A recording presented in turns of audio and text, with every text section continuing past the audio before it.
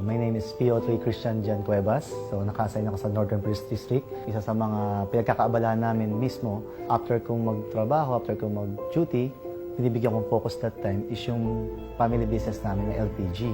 So, nagde-deliver ako ng gas every time na natatapos ako sa trabaho.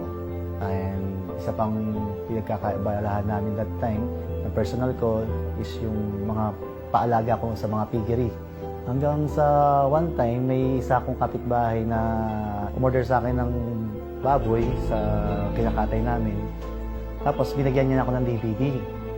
Sa DVD na yon, marketing plan ni Sir John Aspirin at ni Sir Francis Miguel. So nung pinanood ko siya, nagka-idea ako, nagka-interest ako na bakit hindi subukan. Medyo naalangan pa akong gawin yung business. Kasi parang mababadoyan din ako kasi uniform personal ka, professional ka, tapos bit mo baril, tapos produkto ang inaalok. Kaso that time, nung sagat na kami sa sitwasyon namin ng pamilya ko, that time, especially asawa ko, sabi ko, siguro hindi man kabawasan sa pagkalalaki, hindi man kahihiyan sa pagkalalaki ko magkwento-kwento at magbenta-benta ng produkto. Para sa akin that time, nabuksan kaisipan ko, mas kabawasan sa pagkalalaki at mas kabawasan sa bahid, sa uniforme ko. Pag uwi ko sa bahay, pamilya ko, hindi ko mapakain ng maayos. Dahil sa kagustuhan ko talaga mapag-aralan ng AIM Global, every time after duty, pupunta ako ng head office, mag-LRT ako or magbubus ako. Naka-uniforme ako that time palagi. Bakit? Kasi para makatipid. Makatipid sa pamasahe. Kasi once naka-uniforme ka, libre ka sa LRT, libre ka rin sa bus. So, yun yung mga ginagawa dati. Nagdadala ko na lagi ng invites sa head office. So, kahit yung mga tao nakatingin sa akin, yung iba parang nagtatawanan ako dahil nababaduyan sa akin.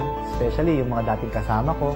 Ba't daw ako sumaya sa networking? Ba't daw ako nagpauto? Ang isa sa mga bagay na talagang hindi ko makalimutan nung panahon nag-i-start pa lang ako mag-build that time, yung hirap nung panahon na pa-uniform ako that time, nag-flyers ako sa labas. Pagagaya ng duty, diretso agad sa training. Uwi na lang ako ng madaling araw. Tapos, matutulog lang ako sa bahay, gigising, aalis na naman. Ang tawag nila sa akin, border.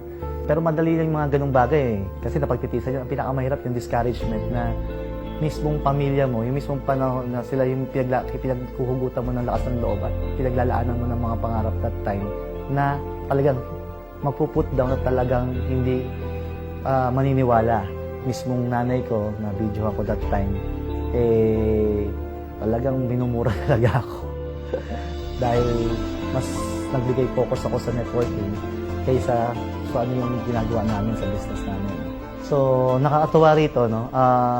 Although na part-time tayo na ginagawa ang business, na nasa trabaho tayo, nakuha natin yung isa sa mga highlight o pinakamalaking resulta na na-achieve natin dito is yung US tour na nagkaroon tayo ng 10 years multiple state entry visa. Ang masarap pa rito, 2 beses ko na isama yung asawa ko that time. Ngayon, na-enjoy din niya. Sobrang na-enjoy niya yung US. Ang isa pa dito na malaking achievement natin nakuha sa AIM Global, for how many years, consecutive profit sharing tayo. Isa tayo sa mga nakakuha ng malalaking profit sharing na yung una is 2.3 million, then yung second is 2 million na kung pag-aaralan, kahit sa panahon sa pagpupulis, siguro retirement ko na yun. Ilang taong ko nang kikitain yun. Pero dito sa AIM Global, bonus lang. Bonus lang na nakuha natin habang ginagawa siya part-time.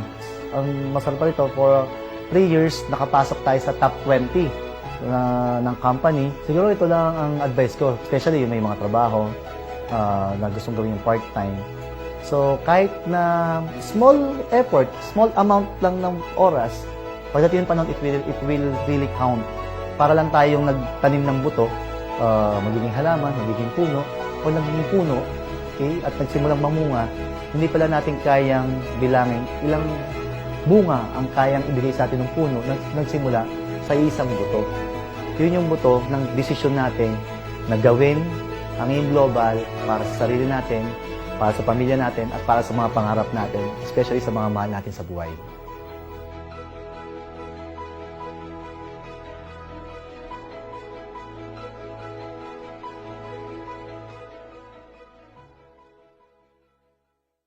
Okay, ngayon pa lang ako nakauwi, galing kay Gang. So, pagod na pagod po ako, grabe. Pero okay lang, sulit. Hindi ko po ako kumakain. Grabe, pagod ako. Hindi ako, may maladaan ako karinderya. Wala akong daan karinderya sa pag-uwi ko. Pag-uwi ko sa bahay ito. Anong oras na? Mag-alas 12 na. Gigising ako bukas ng alas 5. In natural health and beauty products and services, expanding business in Southeast Asia. Talong-talong hindi ho namin kayo pagbebentahin. Share ko lang ho sa inyo kasi nakitulong ho nagawa sa akin product. Yung mother ko pong high blood, na tatlong maintenance, naging magandang... Supportan niyo lang muna ako sa ano. Bakit full-time ka pa parati? Dapat hindi ka makapag-full-time dito. Hindi mo full-time, tapos part-time ko nga lang ginagawa yun eh. After, Ginagawa mo na nga, hindi ka na nga sa pakinabangan dito eh. ako mama ko ako, pag nakuha ko yung first check ng 50,000, bibigay ko sa kanya.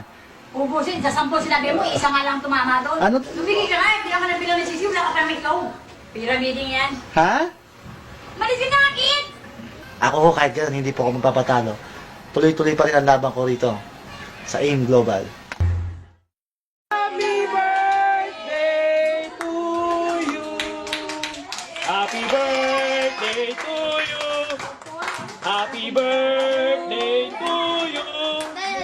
Happy birthday, happy birthday, happy birthday to you. 50 ba to?